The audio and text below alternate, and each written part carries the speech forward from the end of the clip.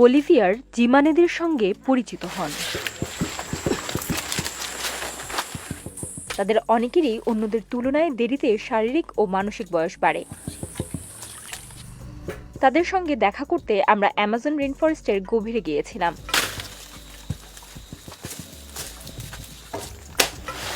চুরাশি বছর বয়সী মার্টিনার প্রাণশক্তি দেখার মতো।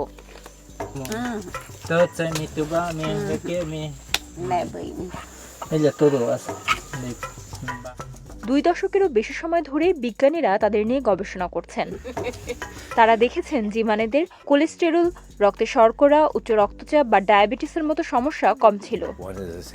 আপনি বলতে পারেন যে 75 বছর বয়সী একজন জিমেনের ধমনী স্বাস্থ্য 50 বছর বয়সী বলিভিয়ার জিমানেদের সঙ্গে পরিচিত হন। কিন্তু তাদের রহস্য কি? এখানে খাবার একটি গুরুত্বপূর্ণ ফ্যাক্টর। শক্তি পেতে হলে মাছ খেতে হবে, কিন্তু খুব বেশিও না। আর মেরে খাওয়ার জন্য শূকর পালন করতে হয়। জিমানেরা শিকার করে, মাছ ধরে এবং নিজেদের খাবার ফলায়। তাদের খাবার তালিকায় কিছু প্রক্রিয়াজাত পণ্য থাকলেও মদ ও তামাকের ব্যবহার বিরল। তাদের রসবোধ ভালো। পাবলোর ব্যবহার ভালো, কিন্তু সে বেশ খিটখিটে। আমি রাতের বেলা খিটখিটে হয়ে যাই।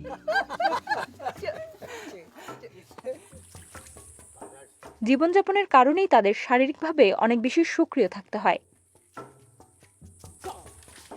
আমার বয়স 78 বছর। আমার জন্য সবচেয়ে কঠিন বিষয় হলো আমি এখন বেশি দূর হাঁটতে পারি না।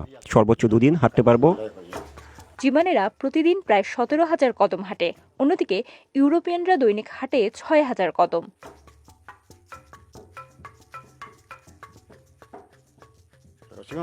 আপনি যদি শিকার ধরতে না পারেন, আপনাকে সারাদিন হাঁটতে হবে।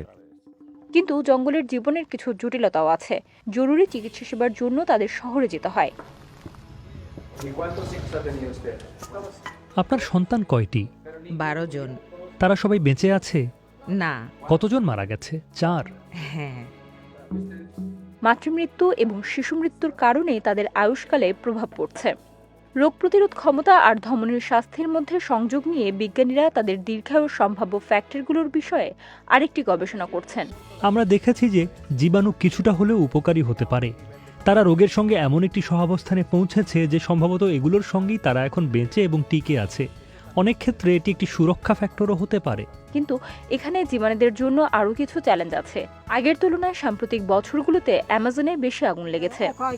এখানকার এই অংশটা একেবারে পুড়ে গেছে। এখানেও সঙ্গে পশু পাখিরাও পুড়েছে। এখানে আর কোনো পশু পাখি নেই, সব চলে গেছে। এই কারণেই আমরা বেঁচে থাকার জন্য গরু কিনে পালছি। আধুনিক জীবন স্থূলতা, ডায়াবেটিসের মতো রোগ ডেকে আনছে, যা আগে তাদের মধ্যে বিরল ছিল।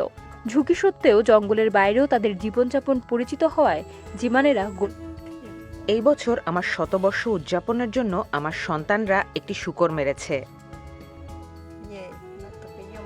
আমি মৃত্যুকে ভয় পাই না। তারা আমাকে মাটি দেবে আর আমি এখানেই থাকবো।